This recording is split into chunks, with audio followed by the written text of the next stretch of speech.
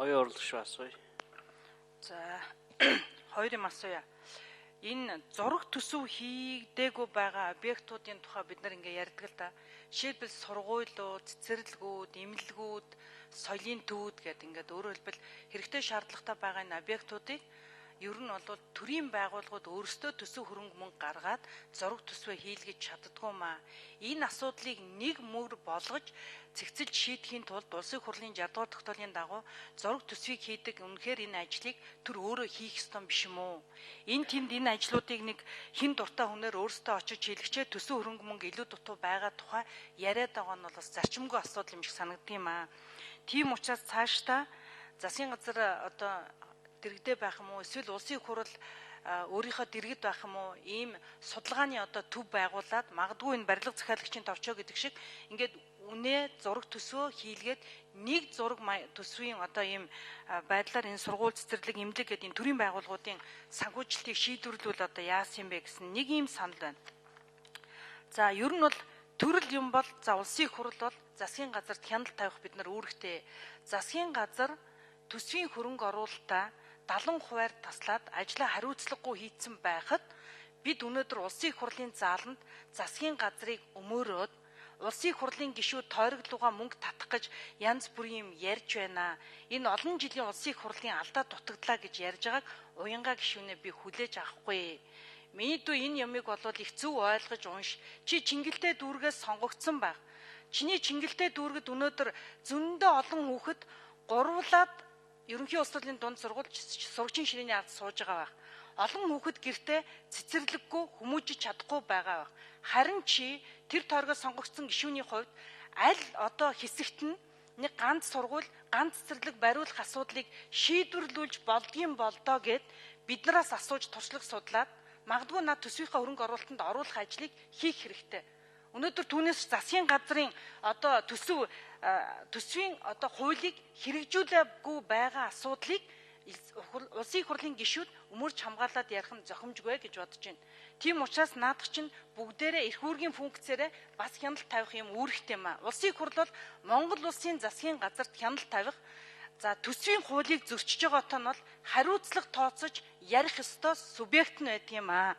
Тийм учраас энэ асуудалд бол бид нар илүү их тийм ёс суртахуунтай энэ асуудалд хандах зайлшгүй шаардлага байна.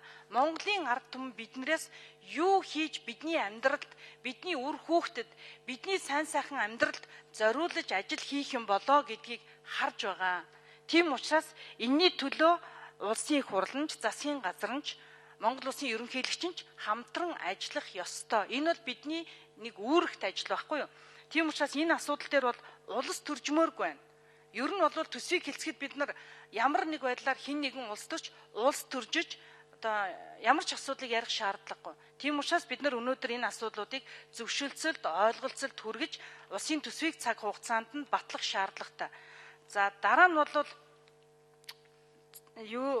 нэг ийм юмыг сая бас ярьж байна да. 104 объектын тухай. 104 объект дээр тэг гэдэг тоо тавьж оруулж ирээгүй.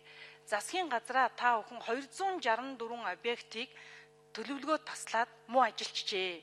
Үүнийхээ 104 объектыг зайлшгүй дахиж төсөвт оруулж ирж ажиллаа хий гэсэн гэрийн даалгаврыг Монгол улсын их хурл өгч байгаамаа.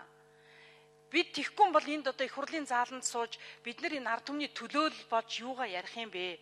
Эн чинь бидний үүрэг байсан юм аа. За дараа нь ер нь бол засгийн газар цаашдаа улсын хурлаас гаргаж өгч байгаа тогтоолуудыг Оюун урлагш нэмж асууя.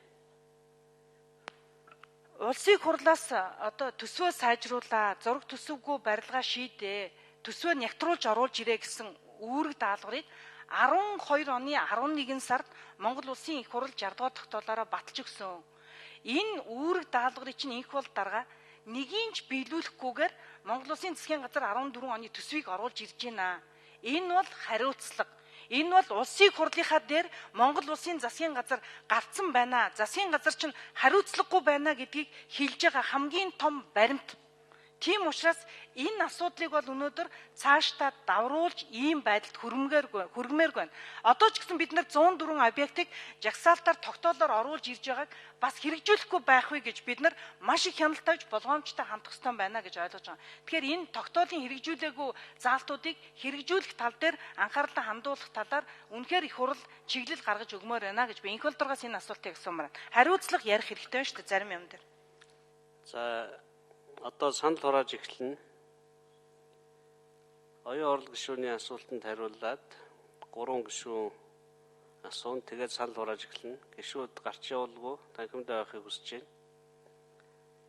Доосор нь гишүү хариулъя. Би оюун хорол гишүүний тэр зураг төсөв зохиох асуудал дээр болгоомжлоод байгаа зүйлтэй санал нэг байгаамаа. Өнөөдөр ингээ хувийн одоо төсөвчин хувийн компаниудаар хийлгээд тэгээ яг барилгын хөгжлийн агентлаг дээр хянаж экспертиз хийгээл ингээл явж байгаа юм л да.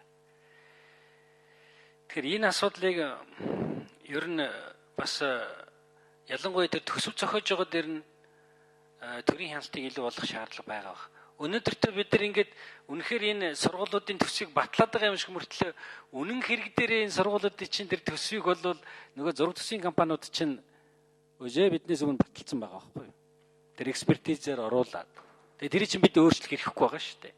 Тэгэхээр энийг яах ёстой вэ гэдгийг бол бид ер нь эргэж анхаарах ёстой баг. Ер нь ялангуяа сургууль цэцэрлэг имлэг гээд ижил загвараар барьчих болчих объектуудын хувьд бол улс өөрийнхөө стандартыг гаргаад зураг төсөв хийчих хэрэгтэй. Тэгэл за 900 хүүхдийнх бол энэ шүү энэнгэрийг хийгээд ингээ явж идэг 2 3 төрлийнх байж болно. Энэ дотор сонголтоо хийгээд ингээ явдаг болох хэрэгтэй байхаа гэж ингэж бодож байна. Тэр барилга захиалагчийн нэгдсэн алба байгуулах тухай бид яриад байна шүү дээ, тийм ээ. Тэр хүрээндээ ч гэсэн энийг бол бид бас одоо яриад явж болох байх гэж би ингэж бодож байна. Ялангуяа тэр тодорхой нэгдсэн хяналт тавих тэр зураг дээр зураг төсөв зохиох дээр хийх гэдэг зүйлүүдийг энэ хүрээнд бас одоо яг энэ албаны дүрм бүтцийг ярих үед бол бас шийдэх болцоо байгаа хаа.